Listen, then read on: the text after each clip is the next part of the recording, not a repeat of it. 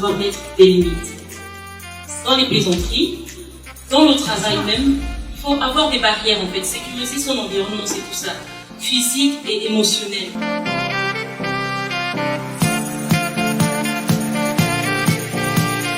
Tous ces diplômes qui se promènent de partout et que vous devez faire la différence parmi toutes ces personnes, il faut que vous ayez une valeur ajoutée.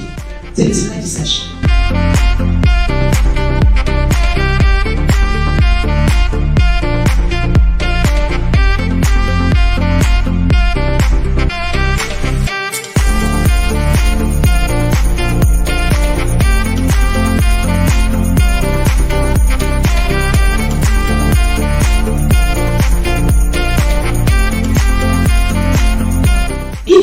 Insisting that you must be a logistic officer, then you're missing your dream. You need to look at your CV. After this meeting, come to me, bring your CV, bring your mission statement to me, and let's talk about your brand new.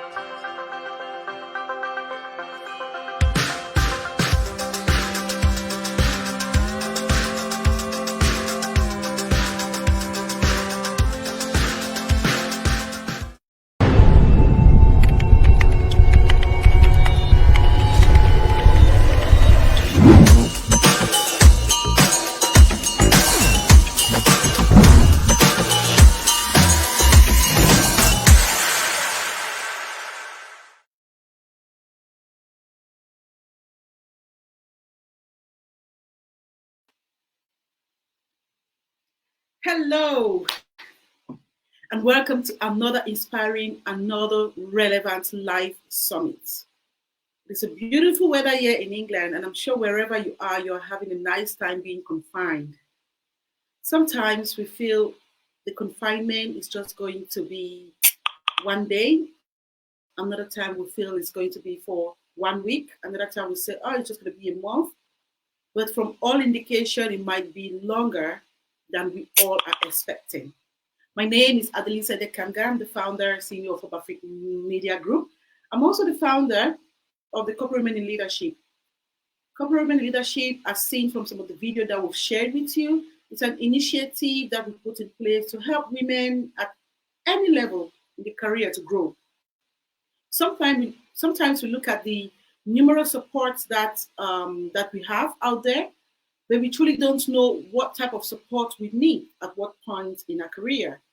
So the Corporate Women in Leadership is a platform where we coach, we mentor, we advise, we counsel women at any point in their career to take the lead, to take the next role, and to keep progressing. So career progression is truly our agenda. Why are we hosting live summits?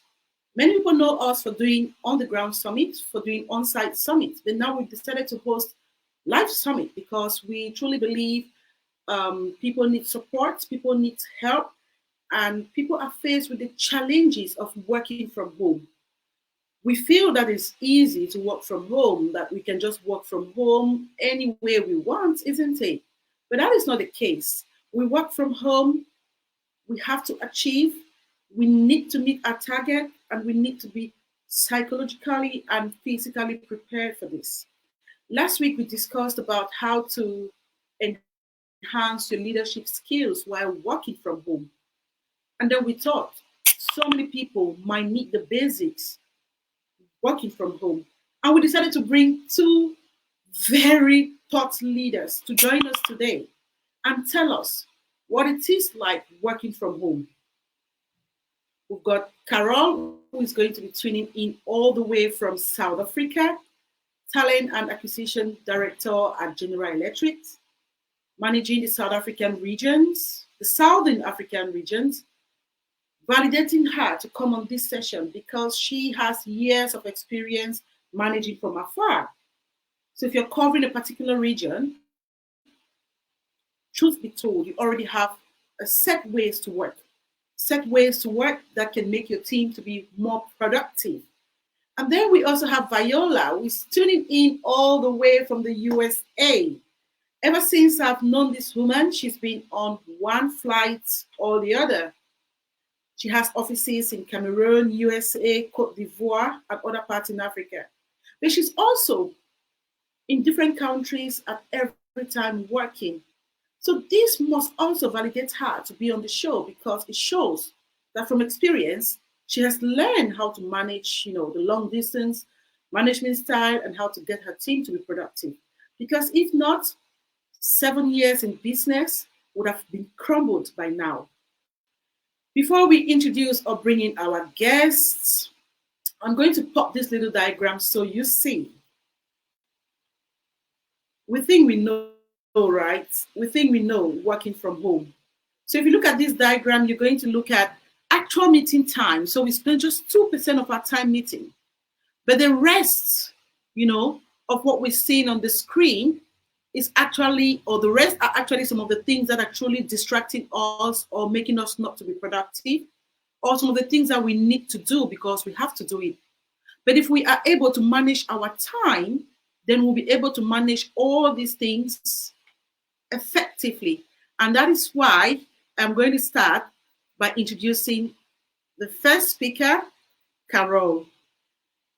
Carol Hondonga, as I've said, has over 20 years of experience and has the ability to drive strategies and execute in talent acquisition. What we really want to tap from her at the end of the day is not only how she manages the now, but also what she thinks, companies, businesses are going to need in the nearest future. Because as a talent acquisition director, I'm sure she's already planning 10 years in advance, isn't it? So you're going to go away today with some of the preps that she will have to give. You're going to go away not just with her expertise, but a little bit into what she thinks, directors, businesses, companies in the future will need in talent. So I'm going to drop her in my session and I'm going to let her, tell us how it is in South Africa and how they're coping with COVID-19. Hi, Carol. Welcome to my studio. Hello, Adeline. Thank you. It's a pleasure to be with you this afternoon. Yeah. Yes. So tell us. Yeah, and thank you to all those who are joining us. So joining you from South Africa. So, if you've been following the media, you will have picked up that South Africa was actually quite proactive in terms of locking down people to ensure social distancing and to minimize the spread of the disease. So up until today, our statistics are, within reason. So there is, active testing that's ongoing, and social distancing is being enforced. And there is social welfare that's been extended to vulnerable communities. And recently, the president also extended financial support to employees and employers that have been affected, as well as both small and large corporates. So we do look forward, though, in the coming days to seeing some of that easing off and business, returning or evolving into a new norm. So looking forward to the discussion. Mm-hmm. Thank you so much. I think we all know how advanced South Africa is. We all truly know how advanced South Africa is and how they put things into place to deal with things like this. I only hope other African countries can copy from that example. I know we are getting there through the surely. Let's see. Our next guest on the show is Viola, and I'm just going to put a little bit of bio so you see who she is. President and co-founder of Ovamba Solution Inc. Ovamba is an award-winning African trade tech company that creates culturally attuned technologies for banks and central banks so that they can serve emerging markets, SMEs with innovative Sharia compliant finance products. So Viola has over 30 years of being in the game. But in the last 7 years, she's been running Ovamba. So let's get her in the studio. And then we see how before bringing her, I want to show you something. Please don't tell her I showed you. This is how I look. When I look at Viola, this is what I see. Did you see that? That woman I see is a Batwoman. So today we're going to benefit from my Batwoman. I'll pop her in so I don't take much of her time. Hello! Hi, Viola. We cut her, isn't it? Yes. Oh, you got us. Tell us, Viola, how are you? I'm alive. I'm great. I'm a big hand washer now. I'm incredibly conscious of how near somebody else is standing next to me. And I'm holed up at home in Maryland with my dear husband, Vincent Llewellyn, who has been furloughed from the Marriott. And we are spending more time together than we ever have before. Because as you rightly said, I've spent the last 7 to 9 years just constantly traveling around the world. I have never been home this long and I'm loving it. So tell us, what about the atmosphere in America? Is there any specific things we need to know? Is it just COVID-19? Do we see business as usual in the next few days, next few weeks? There's what you hear in the radio and then there's what you experience. We are aware that we have a leadership that lives from one news soundbite to the next. But the fact of the matter is, where I live in Maryland, I'm in a place called Prince George's County. Prince George's County has a predominantly Black demographic, and the effects on that community have been quite extreme. We are in, people are calling it lockdown, but we're being told stay home, keep social distancing, don't go out unless you absolutely have to. I was out at the shops yesterday and was so impressed with a shop in our neighborhood that every 30 minutes they make an announcement and all of their staff have to swap tasks, go wash hands before coming back. Everybody's washing things down to make sure that that tactile contact of the contagion is under management. Shops everywhere have signs that say you cannot come in here unless you have a face mask. It's people are taking a very pragmatic approach to self-protection and consideration for the fact that you might think you're immune, but you could definitely pass it on. And the numbers are still climbing. I don't think the United States is out of the woods yet. We have yet to see the peak, and everybody understands the terms flattening the curve. That's the normal. Oh, that's reassuring, isn't it? So we see very, very fast. So, I mean, what you just said just proves to me that we might not be home. You know, we might still be home in the next 2 months, in the next 1 month. I know in America, the president is trying to do all he can, but we just need to make sure we're protected, that we're not spreading it, and we do what we have to do.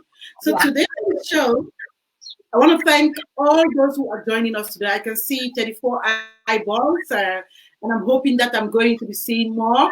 So please, while you're joining us, share the link so that others can join us and have this honest conversation about working from home. So if you're just joining us, that's our topic for today, working from home, how to get work done. Sometimes we feel we are actually on holidays, you know, we feel we can just call our friends, our families, but no, whatever the employer expects from us 2 months ago is the same thing that they're expecting from us now. it hasn't changed at all. So let's start with the first question. I'm going to pop on the screen Viola again for our first, first very, very, very question. Tell us, Viola, what do we need to have in place to make this work? Working from home, what do we need? Well, apart from digital solutions to enable communication, if you're in a leadership position, you now have to change your leadership style. You have to become really specific at how you give instructions, put teams together, set deadlines, and how you use your calendar to ensure that time is blocked out for certain tasks. The next thing that you need in place to work from home is a very serious conversation with any co-founders, your leadership, or the next level of leadership underneath you that says, these are the priorities for the business. Now, as you can imagine, the priorities of the business changed earlier this year. So everybody's game plan is not the same. Your priorities now should be, where is revenue coming from? How are you protecting existing revenue? Are you tapping into other sources of relevance in your market? And in your home, if you have a spouse, you need to ensure that both of you know where your workspace is, what time you're waking up, what your routines are, how you manage lunch, how you manage your children. You also have to make sure that your phone is switched off when it should be off, that you've got your clothes on when you're in front of the camera, and that you don't use the rest of your home in such a way that you can't tell the difference from when you're in work mode and workspace and when you're in home space. If you don't manage those two pieces together psychologically, you will not be able to function at your best. You're still the same integrated human being, but now you're being asked to make some very rapid changes into how you put your work persona together and your home persona. And the other thing that's really interesting is your spouse is going to see you the way they probably don't see you before. If you're a woman, you've got probably one persona at work and one at home.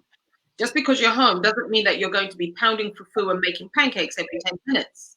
So you have to have a conversation about what you will and will not do, can and cannot do, and how the both of you are going to interact in that space. Otherwise, you're going to have either a bunch of divorces at the end, or you're going to have some collapsed businesses. And goodness knows you don't want both at the same time. So those are my tips for things to think through when you're working from home. Amazing. Thank you, Viola. Let's see. Carol, what, coming from your point of your perspective, from the industry that you're operating, and also to help our audience, find out a little bit more about how you're preparing or how you've prepared yourself to work from home. What are some of the things that we absolutely need to have in place from your own perspective?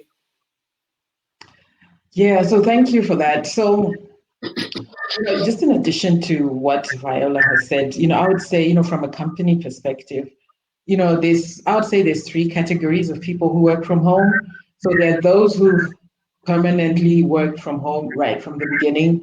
Then you'll have those who are working from home, sort of as a benefit. They have that flexibility inherent in their work contract. So they would have gone into the office sort of 2 or 3 times a week, once a week. Then you have the other group that has suddenly been thrust into working from home. So this is where there's a bigger adjustment that's required. So what I would say, from a company perspective is you need to have some guidelines, right, in terms of this is how we're going to work from home. There needs, it doesn't have to be sort of an overwritten policy, but some guidelines that, don't seem like you really want to police people. Because what you need to bear in mind is that home is personal space, right? Now you're asking people are now living at work. And, that living at work is exacerbated by the restricted movement. So that's the other sort of, psychological and sort of physical limitation that comes into that setup. So when the company is deriving its guidelines, it really needs to have the right spirit, a spirit based on trust, that you're expecting people, to do the right thing, even, when nobody's watching. And in addition, now, employees actually just need the tools and the apps to actually do the work, tools and apps that are reliable, right, and secure. because I'm sure, with cybersecurity risks, I think we're now totally opened up, to that kind of population. And what I would also say is there just needs to be flexibility, because again, as I said, this is personal space. So you cannot command and control and regiment it the way you would do if it's office space. So there now needs to be deeper empathy levels, in that the people working from home, a good majority will not be working by themselves, right? So they'll have children, dependents, pets, etc. And they need to balance it. And with children, they now have to homeschool. There's, some people are used to having helpers. Now they must still do household chores. So it's almost that in itself is overwhelming. So I think, leaders, you definitely need to have, deeper empathy. And in addition to all of that, just be mindful of wellness, employee wellness. And, this is where, again, as an organization, as an employer, you can deploy some tools just to make sure, employees take the necessary breaks, during the way they, as they work, they have access to tools to meditate. As a team, you can connect virtually and have some virtual fun. But so it's just actually quite something that needs some thought to make sure that it's still a positive employee experience. Thank you very much, Carol. We've heard about all these put together. We've heard about what you've said and what Viola has said. And the key thing that I've noticed here is the preparedness. We need to be prepared. We don't need to come sit down in a few days and, knocking, just thinking we're still at home. And we also know our partners, our spouse, our kids are going to see us exactly how we are at work. There are some things that they'll find out about us. And all in all, we also need to, from both of your presentation, we also need to prepare ourselves, and we have to be able to do some of those things that we really do at work and a bit more. So Viola, how do we filter irrelevance? How do we filter irrelevance from the actual? Because we're at home and we can just get up and fry pancake or turn fufu. So how do we filter irrelevance, and how do we stay focused at a time like this? Your question is really important, because we have behaviors that we execute without even thinking about it. And the stress of being isolated and not having contact with other people, and I'm speaking about myself here, I'm a very tactile, I need to be around people. It causes us to execute behaviors that are comforting because we're stressed. So you'll end up not focusing on doing work because you're afraid. So you go and do something else to feel relevant. I remember when this all first happened, I sat on the couch for 2 weeks, had way too many drinks, and just kept on cooking and doing laundry. I could not mentally get myself together. But then I had to start thinking about what is the goal of Ovamba and all of my customers and my team and my business partners who are relying on me to lead or to at least be part of the journey that we're on right now. Remembering why you're doing what you're doing is a great way to anchor yourself back into it. So you have to develop these new habits. You've got to have a routine. You've got to find new ways to almost game and fool yourself into what to do next.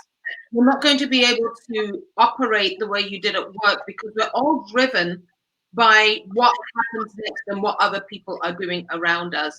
Now you're in a desert. You literally have very little stimulation around you to know what you're supposed to be doing. It's really, really hard. But my personal experience has been, I have to speak to people every single day. If I don't, then I'm adrift and I don't understand the passage of time. And that is a psychological challenge that many of us are going through. If you look behind me, it says Thursday. That's because I actually don't know what day of the week it is sometimes. You have to be really honest with yourself and not punish yourself. You're not stupid. You're not weak. You're going through what the entire world is going through. I do not always know what the week is. I have to use a calendar. I have to rely on colleagues and friends to call me at specific times so that I'm on the same page with them, that we're in the same task as them. It's really difficult. I don't know if I'm answering the question, Adeline. I think yes, you have. Okay. One thing I want you to tell us is you've mentioned a very You've mentioned being prepared and maybe having things on your schedule, calendar, and you also mentioned the importance of having a safe environment, a safe place to work. When you talk of safe place, or when you talk about the environment where you work, I can visualize it, but what would you consider? What would you consider a great environment to be able to be productive? Taking into consideration somebody who is always in one hotel, the other working, because people tend to get used to their space. Yeah. So once we move them away from where they are to another space, it changes the whole dynamic. So, do you think there are some particular things that one needs to have in place to make them feel comfortable, to make them, just to put them in the mood of delivery? Yes, I find that my productivity is very different if I'm sitting on the couch in my living room. My productivity also changes when I sit on, and I'm going to turn my laptop around, when I sit on a chair in the corner of my office. I don't know if you can see that. Yes. That is not a place for me to be instructional, but it is a good space for me if I'm just reading and writing notes. When I sit at my desk, I'm more in command mode. So I've learned that there is an association between this and working in. It also, as it relates to safety, privacy. If I'm in my office with the door open and I am discussing financial matters, my husband doesn't need to hear all of that. Or if I'm discussing a customer's financial situation or business, you still have to observe what is a protection of data and privacy. It is unsafe to do that in my kitchen while secretly cooking. That's a stupid move. Don't do that. But safety comes in very different ways. I also sometimes find that I need privacy to be confused. And there are times when I am not sure about certain things. And that's when I go out and I power walk while thinking. I also find that it creates mental safety when you switch tasks, because you cannot focus on the same thing for hours and hours and hours. You are in a very mentally unsafe psychological landscape for the next thing you have to do if you're still stuck thinking about the last week, or if you are in fear mode.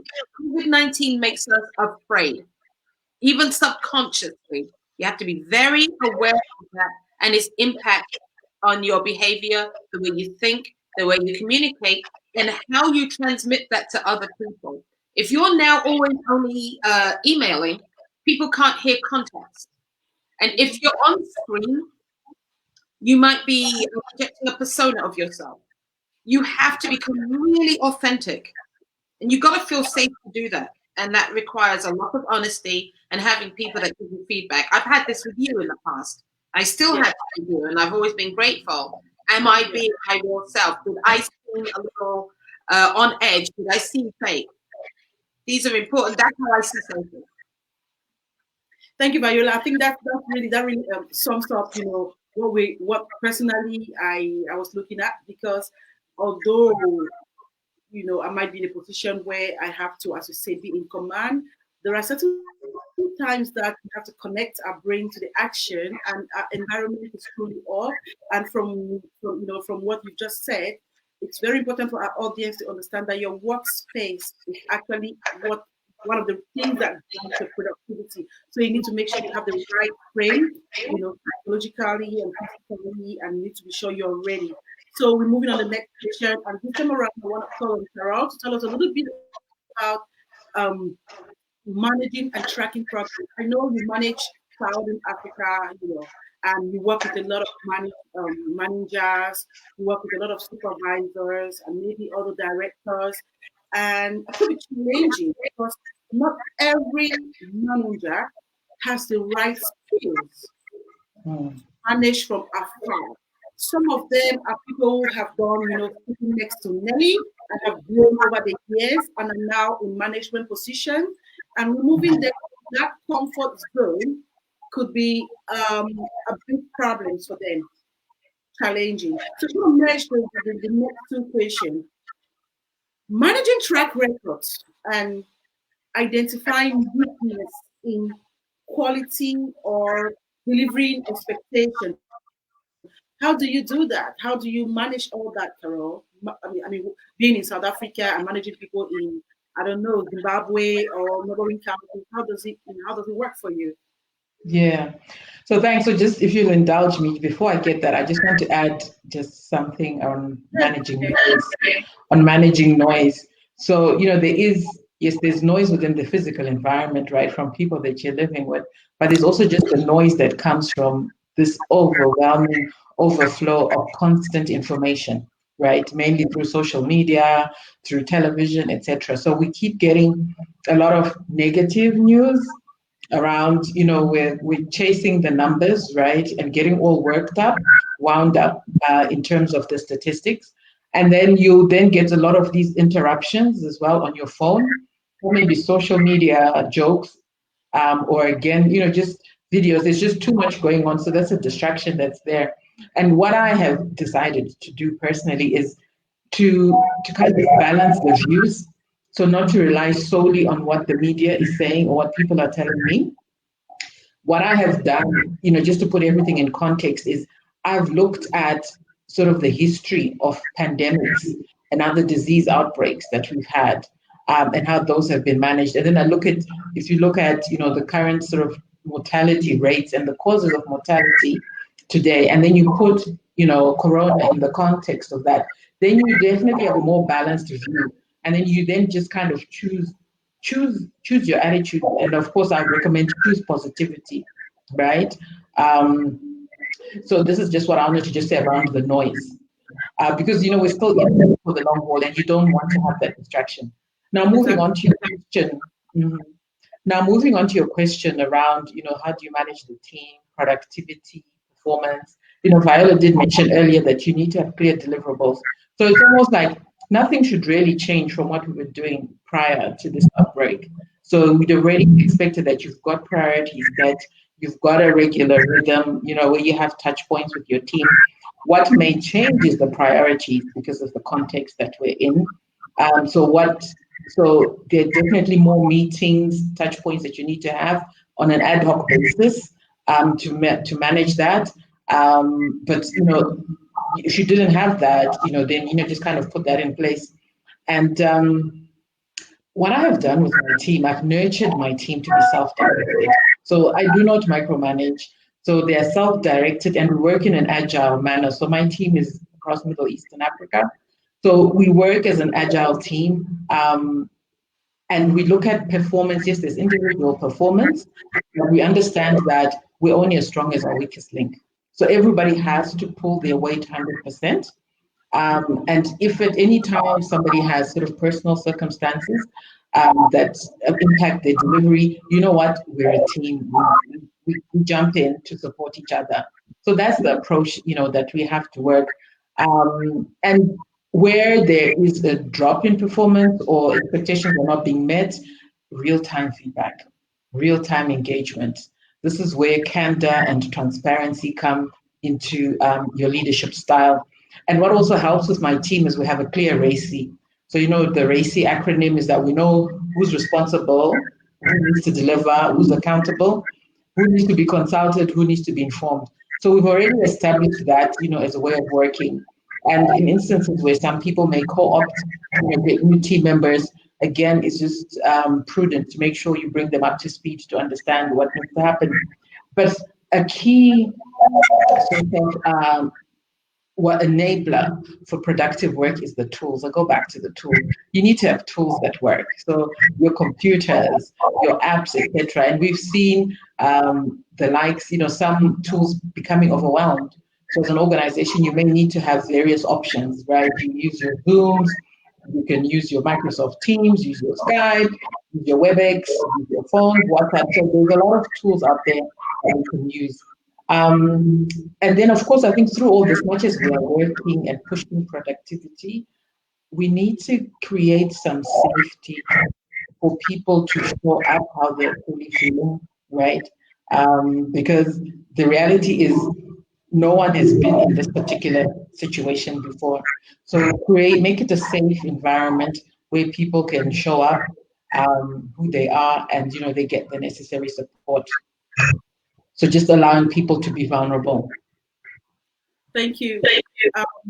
Viola, you add about, quality expectation and making sure, Carol has told us to what has to be done and how it is done, and also how you can react, how you have to be more reactive and supporting your team as well as accountability. I mean, I love the word accountability because last week we had a speaker on live and he stressed the accountability part. And the whole of last week up to this week, everyone who's contacted us is trying to say, okay, I'm looking for an accountability partner. I want an accountability partner. So it's very important for us to know that we have to be, accountable.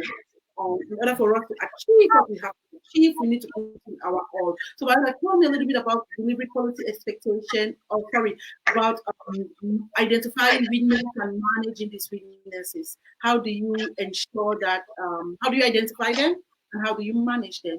Because obviously you've had years of experience working from not a single space, but in different locations. How do you deal with this? How do you deal with this? In our case, this has got everything to do with our corporate culture. Marvin Cole, my co-founder, and Prashant Mahajan, our chief technology officer, from the very beginning, I'll never forget that first week in Douala, the mental and cultural approach to work, especially in Francophone Africa, is what it is. That's a totally different conversation. But the way we behave physically has easily transitioned to our digital business behavior. We always have a stand-up meeting.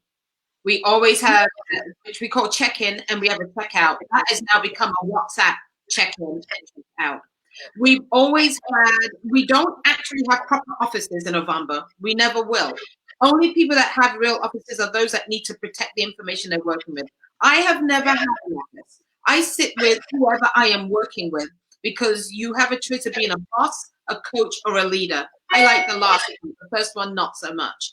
The accountability comes in when we are incredibly transparent as the leaders of explaining what we're trying to do as a general idea, explaining why and when it changes, the things that need to be done in order to make that goal a reality. But then the most powerful thing that we do that has transitioned now to the digital space is asking everybody else, what do you think that you can do to make this happen? Because Marvin, myself, and Prashant, we don't know all the answers. We're the ones with the vision. We are responsible for vision. We are responsible for changing the world. That's what Ovamba is there for. It is to help banks, central banks, and the entire business ecosystem make it possible for small and medium enterprises to become wealthy and functional. There are people in my team who know more about that than I do. And our job is to listen, be responsive, and integrate that into our deliverables and into our product development. And because we've been able to do this for the last 7 years, and it doesn't matter where I am in the world, I can email, I can phone, I can get video clips. We have thousands of hours of video clips of meetings that we can refer back to or that we can extract from product development. And that has all now been condensed into workflows and product under a new product we've created called Pamoja, which is Swahili for together, that we're now being able to sell to banks and customers that will help them with customer relationship management and HR accountability and productivity. Because the way we create productivity now is going to be slightly different. Before, productivity was about, are you sitting in the seat on time? It's got nothing to do with that anymore. Somebody is better at working at midnight. Ask Marvin Cole. In the middle of the night, that man is a damn genius. In the early morning, I'm a bit of a genius. Come nighttime, no, it's all over. So you learn to maximize the delta of people's creativity and the delta of people's just rote batch behavior. We have technology that can take those workflows and give businesses the ability to produce their best staff and their best products and their best output.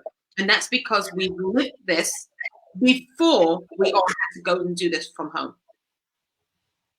Thank you so much, Viola. I actually can't believe that we're having all this for free.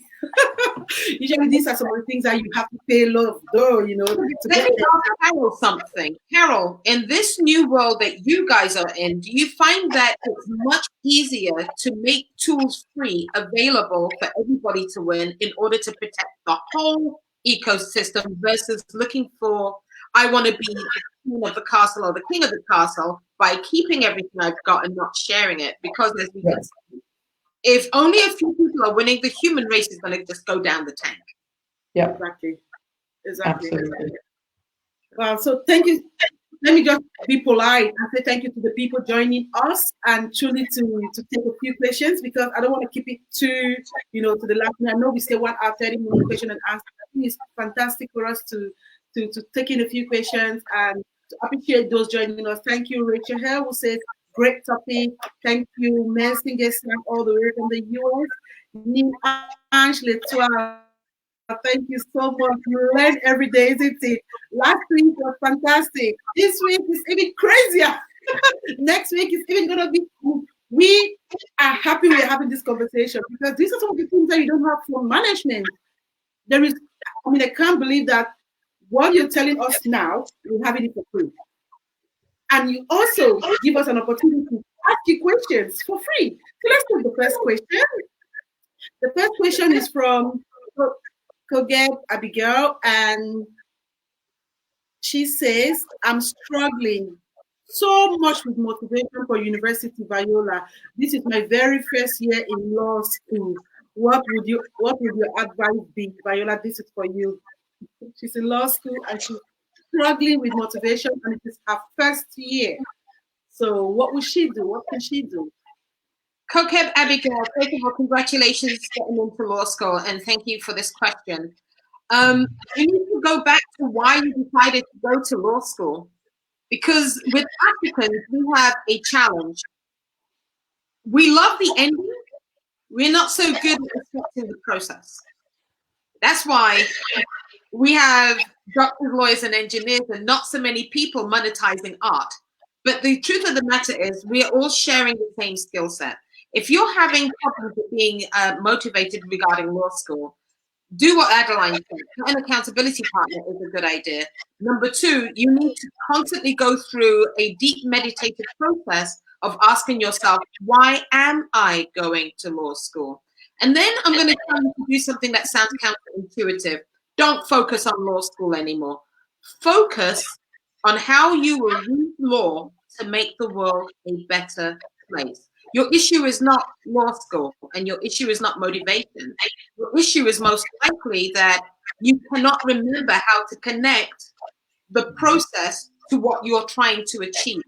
We're all driven by what we emotionally get out of our achievements. So if you can keep that in focus, then getting to law school is going to be a lot easier because you know where you're going. Now, I didn't ask you if your law school is still in physical attendance or if it is online. If it's online, quickly get yourself into conversations with individuals who are also in law school. And if you're still going to law school itself, you need to ask yourself sincerely, do I still want to do this? Might be that you don't. For a lot of people, COVID-19 is the gift and the blessing that told us, stop what you're doing. You're not really serious. Go do something else. So that's my advice to you. And I'll just repeat what I said real quickly. Focus on why you're doing it and what you're going to do with it. Hope that helps. Thank you so much. Thank you, Viola. I hope that truly helps. If not, please do let me know, and I'll know how to get more information from Viola and send to you. Mercy Gessan says, very few bosses allow people to be vulnerable, expecting humanity from humans. Thank you, Carol, for leading your teams as human. I think this goes, this truly reflects what Viola and I was saying. Was it this morning? We're talking about being you. You know, Viola also mentioned that we come in front of the screen looking all nice, some safe and some lipstick, but we are humans. If they take us away from the screen, who are we? And that is why Carol, I think that is one of the things that Carol and her team are actually doing. Is there something you want to add to that, Carol? Yes, I'll just add that it actually starts with the leader. So I need to first show up as being vulnerable. I need to also show that I'm human, right? Then that opens it up, gives comfort for everybody else to show up. Thank you. Oh, and there, thank you for joining us. It's a pleasure to see other professionals join us in a show like this. It shows that we're doing something great. I want to thank Antonio Montana, who says, Adeline, Carol, and Viola, your guys are wonderful. Something to be encouraged. Please encourage by sharing. I know last week you hosted thank you so much. That your image is so powerful and it really went just beyond the party that you hosted. Let's pick on the next question. But before going on the next, let's pick up the next question. Not question from the audience, no, but question from us. And this question, let's start with Carol. Soft skills are a must. Yeah. You must have soft skills in order to excel working from home, because most people are not prepared psychologically. There are some skills that they don't even know are skills and that they possess, but they don't even know. How would you approach the right soft skills, or what would you say are the must-have skills? Yeah, right. So I would say, the number one soft skill is good communication, right? You've got to be a good communicator. And this is both. It's okay. Sorry, I'm just a little sneeze and Yeah, so you've got to be a good communicator, right? So this is, orally, because you're going to be on conference calls and you need to be articulate and get to the point, as an example. And in terms of how you write as well, because it's going to be an over-reliance on written communication. So again, everything must be succinct. Don't write a novel, right? Just keep it short and sweet. If you're going to have meetings, to review information, send it ahead of time so people can actually review. And what we try and advocate for as well in that communication is, like we're doing now, put a face to it.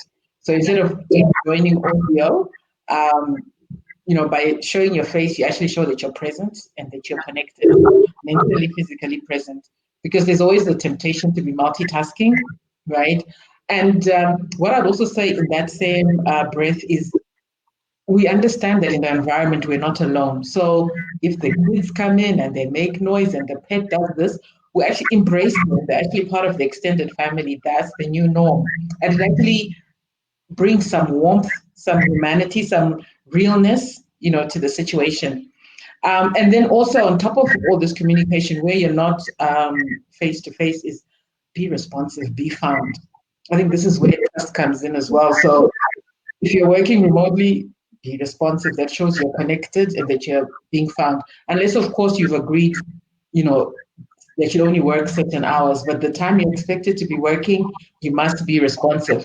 And then that empathy comes in again, that deeper empathy. So we're going to continue to evolve. Each day is not going to be the same. There'll be good days, there'll be bad days. So you just need that tolerance, right? And focus on the outcome. Not, as Viola mentioned, don't focus on so much on the how. Don't direct the how.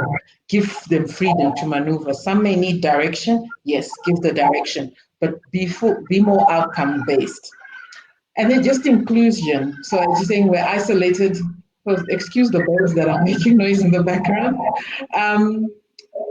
We need to find a way to put our virtual arms around everybody, even now more than ever.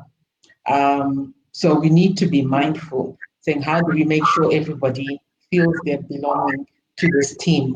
So you find if some are quiet, if some are not participative, find a way to bring them out and, have the sort of offline huddles as well. And then another, we're in a new situation and every day is going to be new. We don't know what to expect. So we need to kind of get out of our comfort zone in terms of how we used to work. So we need to innovate, we need to iterate. So we be agile and shift and change and pivot. And that's just, we need to have that, to flex that muscle more, as we go into the future. And you really have to be a self-starter. You may start off being a bit, dependent, but you really just need to kind of get going on your own. And I'll just say discipline. We just need to master, that discipline not to procrastinate, and still make sure we're productive. Viola, in the industry, in the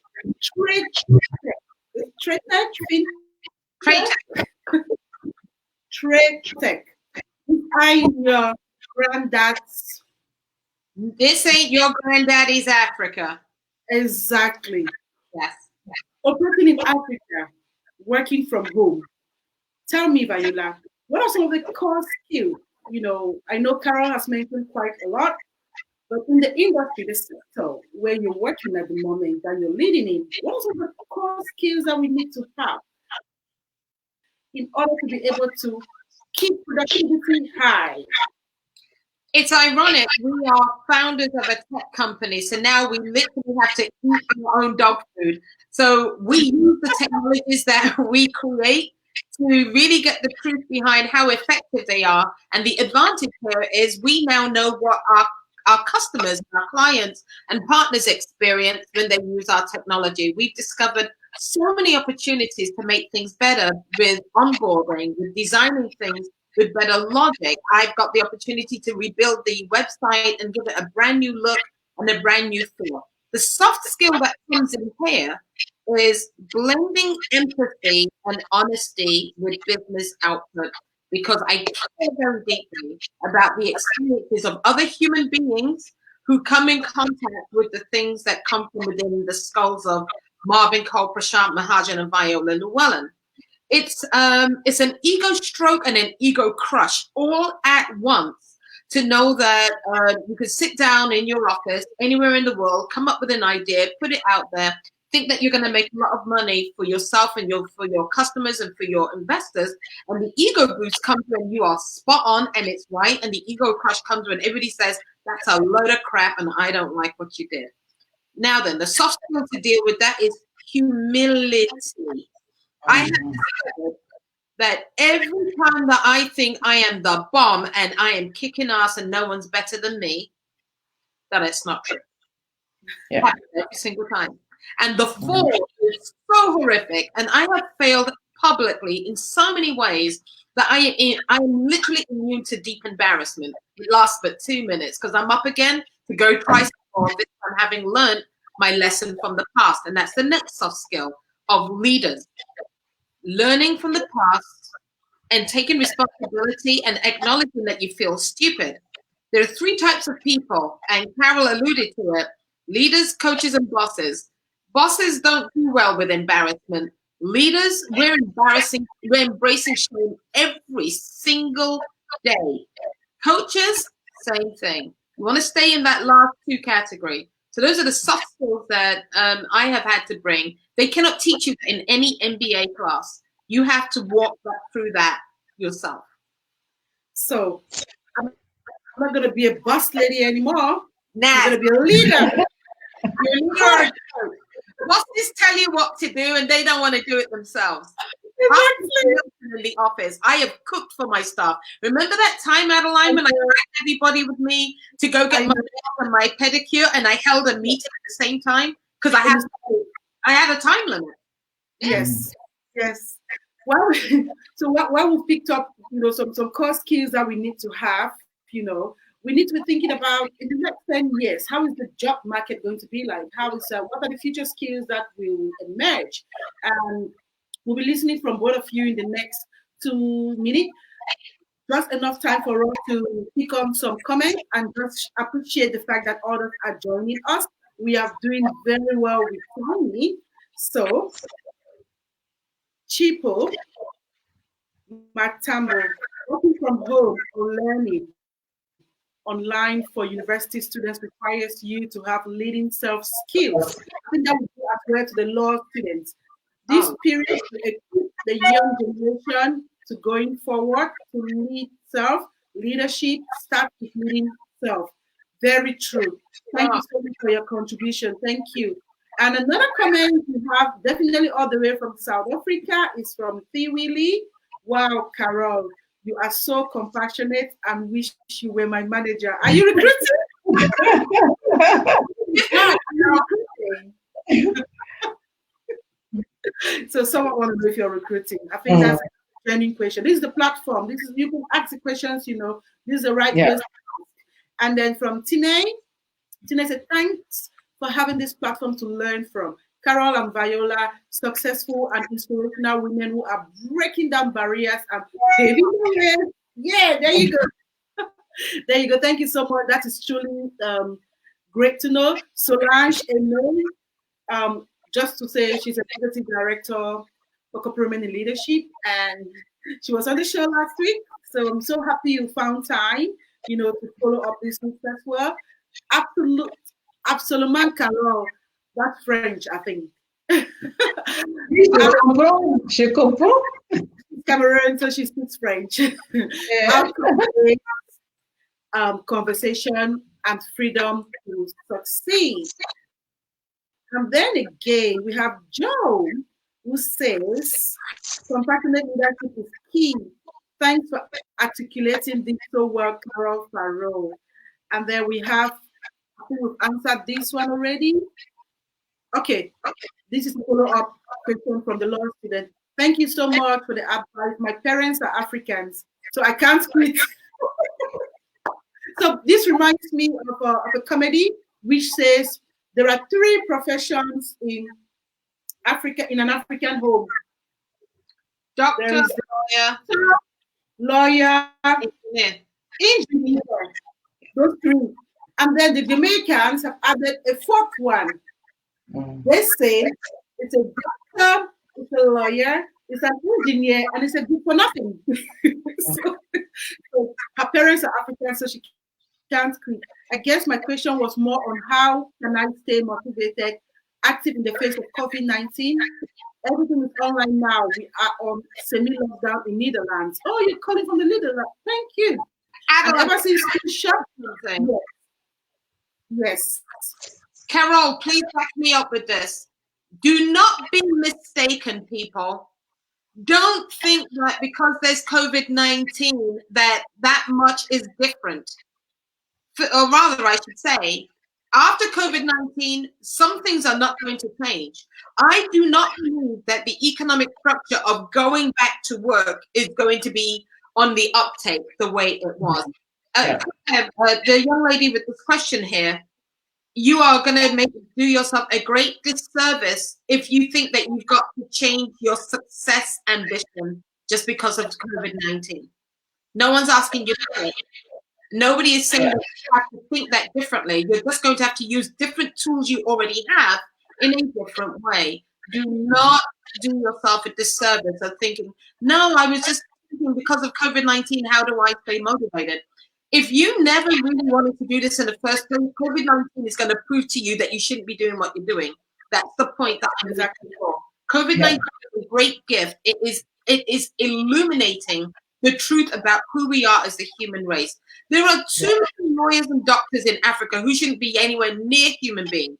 They're doing this job because their parents told them, you're very intelligent, go to school. But you really ought to be a gardener or something that really makes your heart sing. We're going to see some seriousness. Carol, you're going to be on the forefront of what is going to happen with career choices and how people now come to the job knowing what they ought to do versus those that show up at the work and want to be told what to do. Yeah. We're in for a big change on the African continent. So if I can just chime in as well on that. So I also have a daughter studying in Canada, and, you know, I hear a lot of stories, you know, about some of the challenges of school. So what I would say, you know, just going back to what Viola shared is you really need to introspect and ask yourself, why are you doing what you're doing? And if law doesn't excite you, you know, you'd rather have that courageous conversation now with your parents. Yeah. And wasting money doing what you're doing. And this is where it comes to know yourself. So as part of leading yourself, like Chipo mentioned, is, you know, you need to know yourself. And there are tools out there that can help you know yourself and what your strengths are. So you may find you have other interests, you have other strengths. I always say pursue your passion, right? So have the courage to do that now, because if you're going to do something you don't enjoy, you will not succeed. So you may struggle later on and you may not complete. So that's food for thought. The other thing I was going to say is, find your tribe. So all university students are at home at the moment. Everybody's doing online, so you're not unique in what you're going through. But find your tribe. It could be that one or two people who can be your buddies, right? We're the same university, same course or elsewhere. Find your buddies. And all you young kids are online, you're tech savvy, you can find people with similar interests. And then look and see how you can have a more wholesome life experience beyond school. So now you need to again generate other interests, explore other interests. Because from what I've heard as well, some universities have actually said online school for the rest of the year. And they'll see what 2021 brings. So this will just be how it's going to be until the end. So the sooner we embrace it and shake ourselves out of it, then you set yourself up for success. Thank you so much, Carol and Viola. I think I've picked up something as well for myself, and I'm sure I'm going to be putting some of doing some of the things that I've put in my to-do list since the year started, and I've been waiting for post-COVID-19 to do them. I'm just going to straight into that and just do it. Let's see what Parker Marx says. I have noticed when you treat people as humans, productivity is high and people are willing to go over and above the call of duty. Yep. It's very true. And we have an affirmation from from Mercy, who says, true, Portia, when people are who they are, their comfy coats are so relaxed and they're giving their all. That is exactly what we want to be listening to today. Now, let's take on the next question, except someone has something to contribute to that. Is that a true? Those two comments, are they true? Yep. Very true. Yeah. Let's go on what we need going forward. We'll be talking about the now. Now, what should we be looking at? What skills should we be thinking of in the next 5 years? What must I be able to do? Who's going first?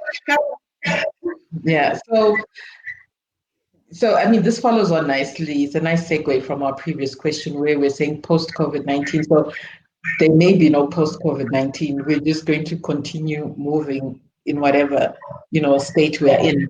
So the future is now. All we are guaranteed is now. What we are in control of is our today. So I would, still go back and say, that resilience. We just need to build that resilience for some hard knocks. And again, I think you build resilience from that vulnerability. Do not suppress what you're going through. Allow yourself to feel and explore your emotions and look out for support. You don't have to do it yourself. You have to be agile because the context will continue to evolve. So you need to be agile to make sure you're relevant and you position yourself. The way we work, the way we learn is going to be different. It's already different now, so this may just be how it is. And there's going to be greater reliance on digital tools, digital technology, so we just need to be very tech savvy. We must not resist learning. So some things we need to unlearn, we need to relearn some things. So we need to have that growth mindset. And the empathetic leadership, can't stress that enough. And then again, just everything is overwhelming. Just focus on what you can control. I'm just trying. Yes. Wow. See the skills that she has there. She's talking about the resilience, agility, flexibility, tech savvy, empathy, empathetic leadership, and focus on what you can control. Now, Viola, let's talk about focusing on what you can control based on that. How does this work for you? What new skills are you, as a director, what will you be looking for in the nearest future, and how can you be, so how can you tie all these together? The one thing that we all need to be good at as leaders is something that we do naturally as children, and that is respond to change without complaint. Children are dragged through change as part of the growing up process. It's exactly what Carol said. As a leader, you do not need to have the answers to every last little tiny thing, but you do need to have a toolbox of how you recognize that change is either coming or is occurring, and what you're going to do to meet the bare minimum to protect goals and priorities and the people that rely on you, or even how you rely on yourself. As women, we are very good at flexibly changing to the things that go on around us, or flexibly changing to the individuals that we're interacting with. With women leadership becoming a real force for change, excuse the pun, and the fact that our presence on boards and in other areas actually produces as much as a 23% increase in revenue, then studying how women react to change is going to become something very important. And it's skills and it's lessons that we can share with people all the time. We all have our own, I like to call it a cosmic clock. The human race has a cosmic clock. From the moment Noah supposedly threw 2 pairs of animals onto the ark, all the way through to the end of the dinosaur region, nothing goes backward. These painful changes are how you go forward. So if you run for the hills, bury your head in the sand, pretend that everything is going to go back to normal, you will go the way of the dinosaurs and you will die digitally or physically. That is a fact. Your role, your job in this new COVID reality, this new evolution of humanity, is to embrace and understand how to react to change. And that begins with going, ah! Okay, when you finish with, ah! Then you go, where's my pen and paper? Let me write down what I think it is, how I feel, who is going to be my support during this, and what do I tell everybody else who I'm responsible for? And that includes your family, your spouse, your mother, your father, the people that you care about, and whoever else has their hand in your pocket, including your investors. And the next thing you need to ask is, what's everybody else doing? What direction are they going in? And then the greatest question is, do I believe them? Then you have to get really good at asking yourself, what is true? Not who's telling the truth. Change comes from being able to embrace what is true right now, and what am I going to do about it, and how brave am I to say, you know what, I've changed my mind. You know what, the circumstances have changed. You know what, I don't believe that anymore. I'm going to do something else. You must become committed to the choices you make, and especially as a woman, be very comfortable to say, I've changed my mind. I don't believe that anymore. Or I think you're full of crap, or this isn't going to work, or I'm going to have to go tell some people some bad news. Learn to embrace change. The strong shall live. The weak are those that don't embrace change. And now we're going to have digital divisions and digital death and digital poverty. Because our children are watching us work and change. This is an opportunity. Anyway, let me get off my soapbox. Well, I think that was truly that. What you said was truly. I mean, you're hitting it right home to not just to everybody watching now, but those who are going to watch post this. What we're going to do with the video is we're going to pick out the key points and make sure as many people as possible get all these for free. Isn't that cool? What's that? They're going to get it for free. All this expertise, people are going to get it for free, and that is why not for free. that is why we're going to thank someone like thank Joe Tinga. I have found my tribe.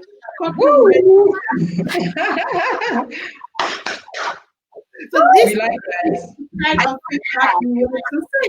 Thank you so much. Hope you've liked the page and hope you're going to follow us.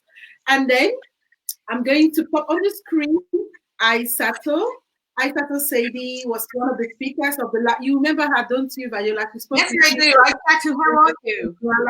So good initiative, ladies. We are all facing these challenges and we need to adapt as fast as possible. And then we have another positive contribution from Mercy, who says, I have realized that COVID-19 or not, there is never a perfect time to follow your dreams.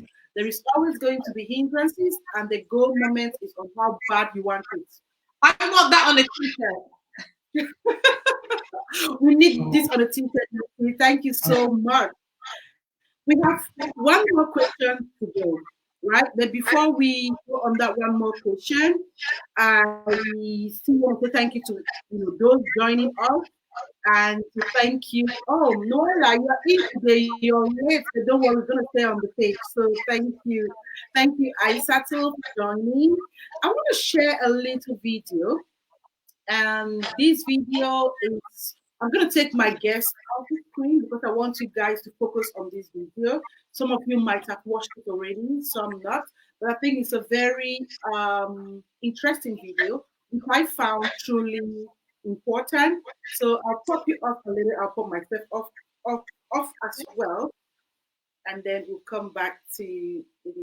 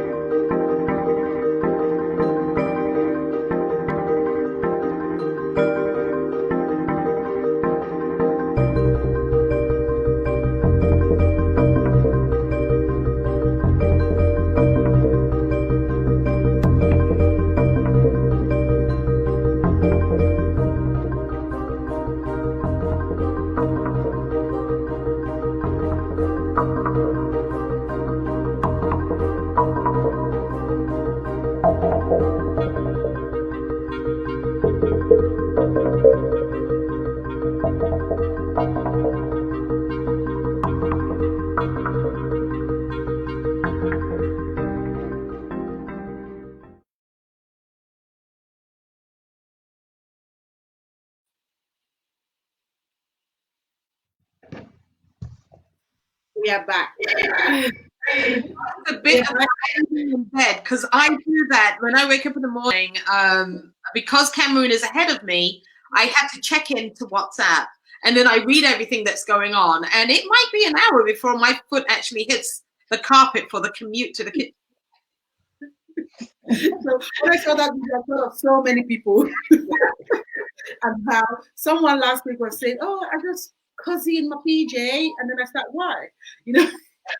So there has to be, everything has to, but I mean, as Viola said earlier, there is no wrong or right way. It all depends on your mental mindset. And that's what Carol said. State of mind is truly important for us to be able to do the things that we want to do and to be able to achieve what we want to achieve. Let's see if we have any more questions from our audience, and then we're just going to talk about the last two questions. So we are right on time. We're fine. 15 more minutes to go, and we'll be good.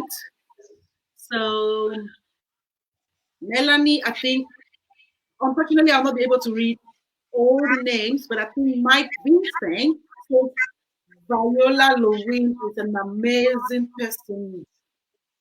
3 clap. Says Viola is an amazing lady. 3 claps. Karen says, what she said, we are so glad to have you here. Well done. Mungenika says, hello, I'm right here. Thank you for tuning in all the way from, where are you? South Africa, I think? Around that Southern African region. And Jean Bosco says, hello from Douala, Cameroon. Oh, Kobe is from Botswana. Yay. And Charles Henry is online. Hi, Charles. Nice to have you. And we also have Chris Otundo following Carol at general elections. Yeah. Melanie Wala. Hi, Mel. Nice to have you, Melanie. Thank you for tuning in. And we also have, of course, who said hi to Abigail, who said hi to Portia, who said hi to Joe, who said hi to Messi, Antonio, Montana, Neil, Taddy. Okay. Taddy has a comment. I'm just going to read because I think it's important for us to read that comment. She says, how do you think universities, educational institutions can adjust their courses and teaching styles to better prepare current and future students with the skills useful for the new normal? Oh, that just, Carol, do you want to say something? Because I know that how I feel, but I don't. I love your thoughts too. So please. Okay, so what I would say is there's an opportunity for engagement here, right? Because again, you know, all parties are navigating new territory. So, and generally, universities almost need to always co-create their curriculum with industry to make sure, in terms of the content, what they're teaching is relevant. So yes, so maybe with the way things are now, the content that students are learning may not be relevant anymore. So there's an opportunity to tweak that. So there is that industry, tertiary institution opportunity to engage. The other party to this engagement would actually be the learners themselves. So, I'm also a student, and, we've actually had sessions with all students and all our faculty in terms of, how are we experiencing this? What are the challenges? And they then take those on board to make adjustments. So I think the same needs to happen, because without that engagement, there's no telling that what they're going to do is relevant. So they may be trying to navigate the new norm. They've got challenges on social distancing. I've heard of instances where, some students just don't even get onto the Zoom classes. There's issues of disengagement, and, just maybe students are anxious. So I would say the parties need to engage, and the universities may actually be surprised that the students themselves can actually come up with better solutions. They're more tech savvy, and they can make learning more fun. So that's what I would say, just kind of make it, and maybe the students actually need to take that initiative, as a collective to engage, the universities, and probably also bring in industry as well, just to kind of stimulate that conversation. Carol, I knew that you would hit every single point, and I love listening to your viewpoints. Similar to yourself, we hire people and train a lot of people, and have had internships at Ovamba. And the one thing I noticed is the more academically gifted certain young people are through the university process, the further they get from that beautiful ability to make mistakes and be okay with that. Universities don't prepare you for managing failure, and they don't teach you how to mine what you need out of failure. The whole concept of sandbox learning is so important. I was very fortunate as a kid. My dad taught me how to absorb information using all of my senses. Even the ability to use the connectivity between smell, memories, and being able to string facts together, because I never got to go to university. You already know my story, Adeline. All the things that happen to young girls that get pregnant when they shouldn't prevented me from having a formal education. But it didn't stop me from learning how to learn and absorb information. And sometimes universities actually put you in a box where your free flow thinking gets terminated. So when they come to us for a job at Ovamba, they're looking to show how smart they were in university, but they really don't know how to think so broadly that even the impossible seems normal. And the world that we're going into right now, creativity is king.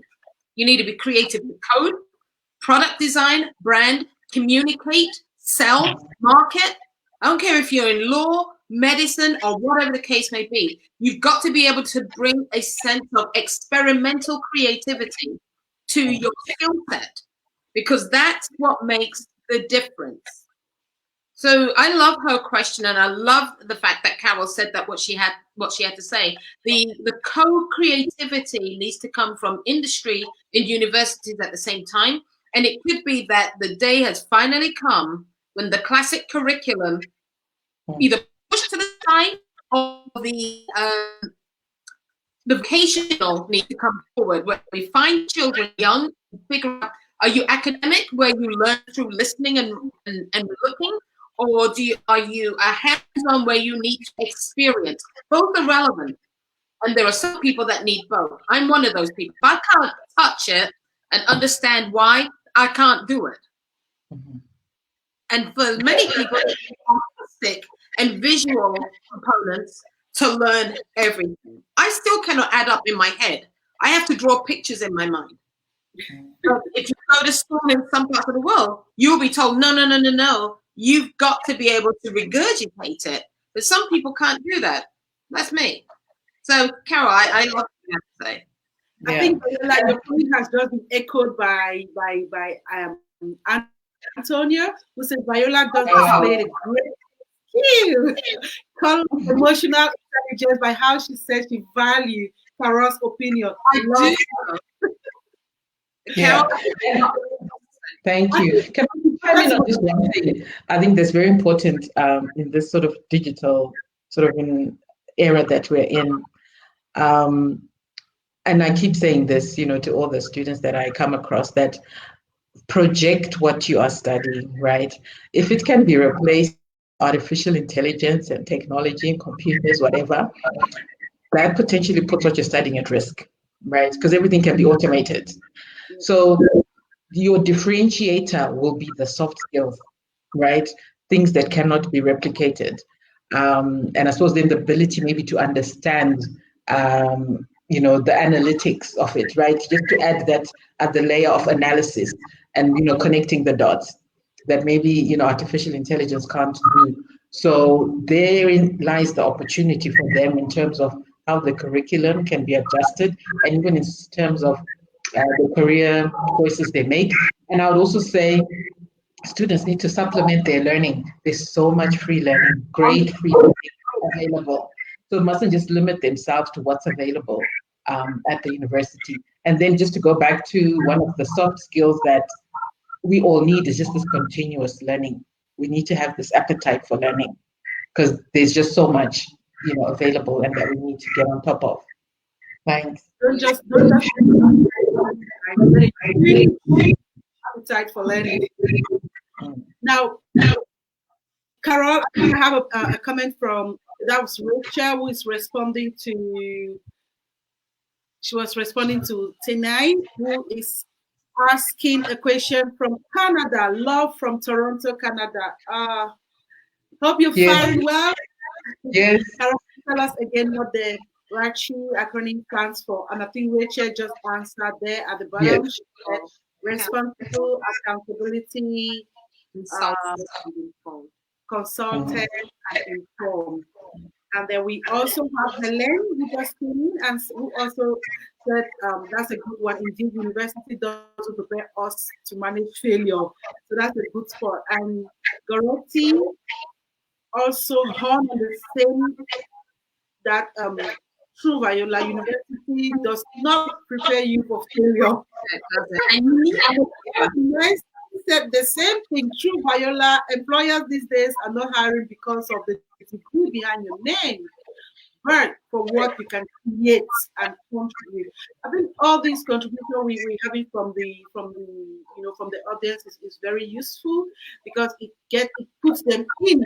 We're having a virtual conference, so same as if we were in one of the Radisson or one of the hotels that we always organize our events in. So people say system thinking must be part of university curriculum, no matter what you're studying. What started as a medical crisis has become an economical crisis, a financial crisis, a mental health crisis. That's a topic from next week. So you want to make sure you connect. A mental health crisis and social crisis. So next week, we're going to be discussing depression and how to manage resilience buses, how to make sure you're stress-free. So we're hoping to have an occupational health consultant, and other relevant professionals to help us dwell with this topic. So thank you for pointing that out. And I'm just going to take one last one before our last one. Claire, Claire Shirino. Okay. Claire says hello. Claire Shirino from Germany. Have been working from home since February. Yeah. She actually is very experienced with that. My sister, for various reasons, has had to alternatively work either from hospital or from home. And she's really good at that, and is quite creative in making sure that she's always a relevant part of her team. I've been to where she works at the ECB, and she is a loved and respected member of the team for her consistent contributions. Yeah, good to see you. Nice to have you on board, Claire. Thank you for joining. Now, last question, which is going to be like a kind of recommendation because we are rounding up. In about 3 minutes, we have to go because I don't want to keep you beautiful ladies. I know I keep having comments and contributions, but we have to make sure we stick to time. So, in a nutshell, 2 applications people need to have in order to successfully work from home. Carol, you can give us 2, and Viola, you can give us 2. I didn't hear what you said. Yeah. Okay. We're talking about the applications that people need, 2 key things to have when working from home. On our question, we said apps, system, measures, policies, anything. So just throw in 2 things that people need to consider, people need to have, to ensure they're ready.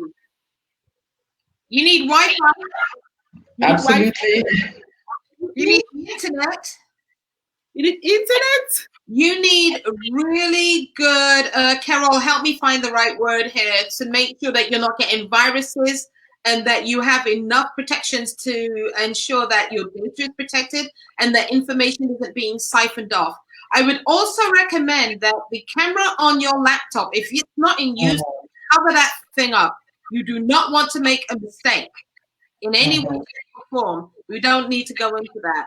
I think that you need to ensure that your HR department has reestablished work from home policies, and you need good Zoom or WhatsApp, good microphone, good headset, good lighting, plenty of breaks, shift and change your tasks so that you're not bored and don't lose hope in what you're doing. Those are mine. What about you, Carol?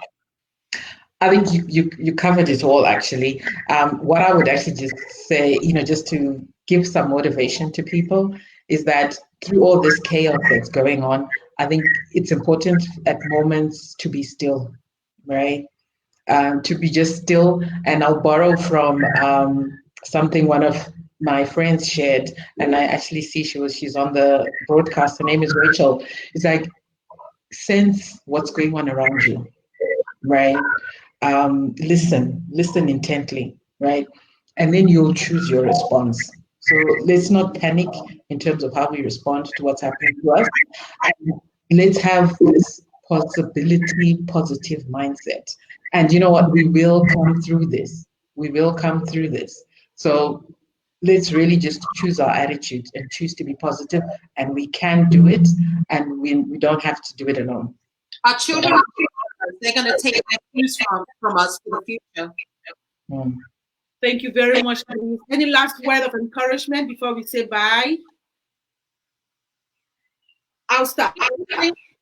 I am encouraging you all to stay safe. Please do not go out except it is absolutely necessary.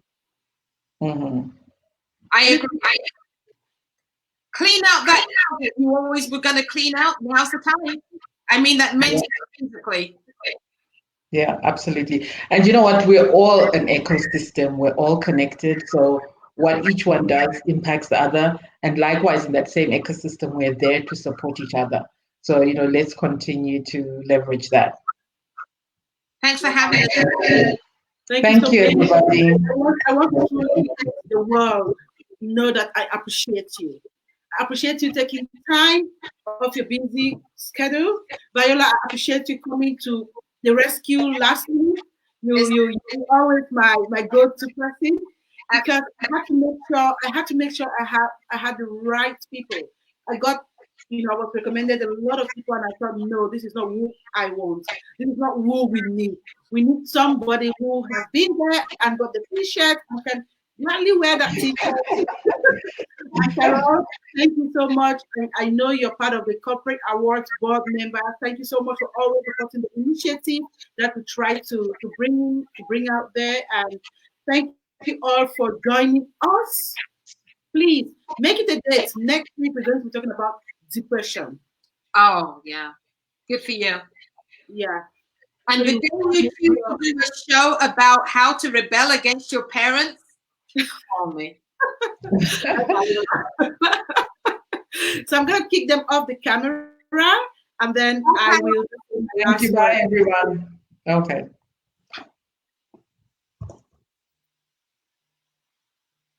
All right, they're gone now. Okay, they're gone now, and it's just me. Want to say thank you for all those who joined us today. Want to say thank you to Ashu, Success Ashu, who is our program project manager for this program. She did a fantastic job trying to get you all out here. And want to say thank you to Karen, who has been supporting Christian Jambosco. Want to say thank you to Angel Niendia, Antonio. Thank you always for being there. Faithful. Thank you, Rachel, for helping me pick out the outfits. Thank you, Mike. Thank you, Nicole, all the way from the other side of the world. Thank you, Kobe. Thank you. I mean, I can't just keep saying thank you, right? But you all know how important it is. And I'm sure you have learned a thing or two.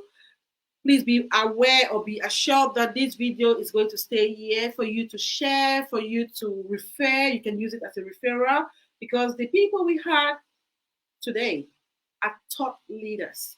There are people with years of experience. There are people who know exactly what they're saying, and that is why they succeeded in coming on the show.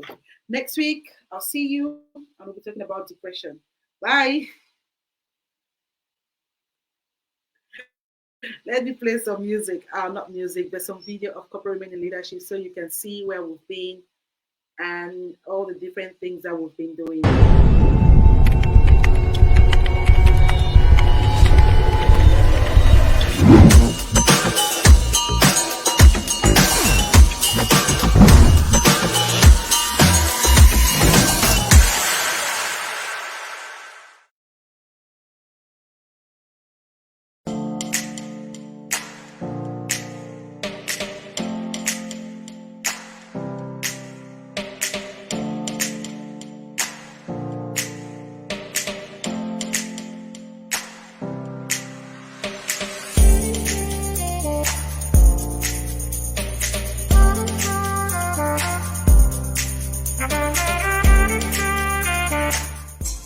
Il faut savoir mettre des limites.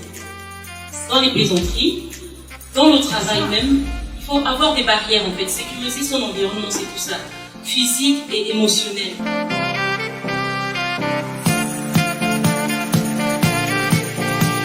Tous ces diplômes, ils se promènent de partout et que vous devez faire la différence parmi toutes ces personnes, il faut que vous ayez une valeur ajoutée. C'est cela qu'il s'agit.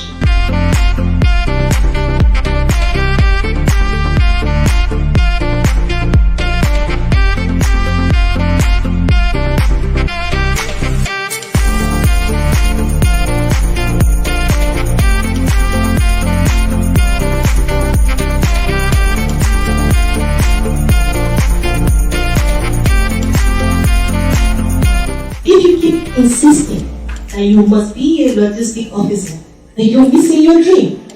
You need to look at your CV. After this meeting, come to me, bring your CV, bring your mission statement to me, and let's talk about the branding.